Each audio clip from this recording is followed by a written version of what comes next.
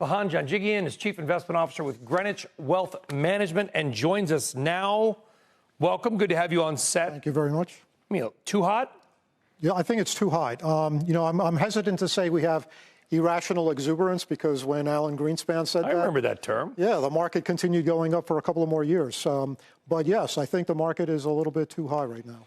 All the market or parts of the market? Well, not all of the market. There are lots of stocks that are out of favor, a lot of value stocks that I think are still worth owning. But I think there's a little bit too much excitement about these AI names in particular and technology in general. Is Nvidia worth owning? You know, Nvidia, I like to talk about Nvidia. I like to compare it to Cisco Systems back in the 1990s. It was the biggest company in the world at the time. That's right. And it was the hottest stock on the market. And it went up for quite a while. It went up six-fold, in fact, from 1994 to 2000. And then it collapsed. But if you look at Cisco today, it's still one of the best companies in the internet space.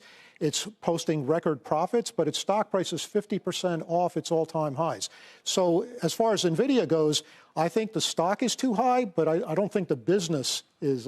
So, okay, yeah, and there's a huge and important difference that whether you're talking about Nvidia, Cisco, or somebody else, I think what you're saying is our viewers and listeners have to remember, separate the company, the core business, from the valuation of the stock. Absolutely. Because sometimes they can diverge. That's right. And I think NVIDIA's business will continue to do great for years to come, and it will be a leader in the AI space.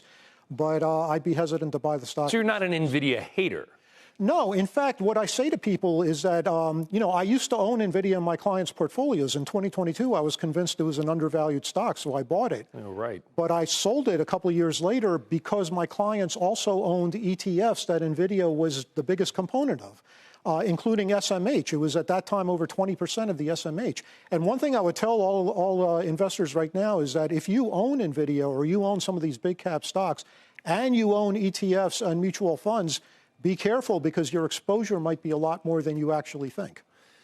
Yeah, so Apollo Investment Group, obviously very well known. Their chief economist, Torsten Slok, does great work, puts out interesting stuff. We're going to show it to our viewers right now. He put out a note today saying that the last couple of months, we've started to see companies with negative EPS, earnings per share, outperform companies with positive earnings per share. Now, if the stock market is theoretically, you're buying earnings or future earnings. So this merits a look, but you also think there might be a good rationale for why this is happening. I do. I think he's focused primarily on the Russell 2000. It is. It's Russell 2000, negative and positive. Right. So about 40% of the stocks in the Russell 2000 have negative earnings. However, many of these stocks are, emerging technology stocks or biotechnology stocks that don't have any earnings. In fact, they may not even have much revenue to speak of. Biotech stocks, for example, might have, one or two things in the pipeline. It's kind of like a lottery ticket. If the FDA trials prove out to be successful, the stock could really jump. So even though they still have no earnings, if you get any positive news about the trials, you could see the stock jump.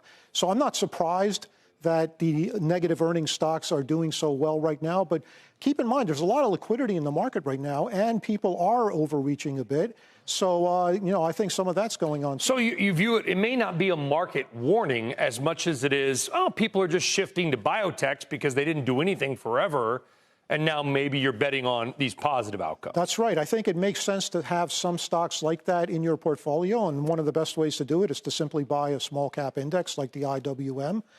But, it's been hot. It's finally gotten a little attention recently. That's right. It's finally doing well. But, there are other warning signals. Like, for example, when you have a situation when all assets are going up, including bonds, stocks, gold, and the only thing that's going down is oil, I'd be a little concerned about what's going on. Well, maybe oil.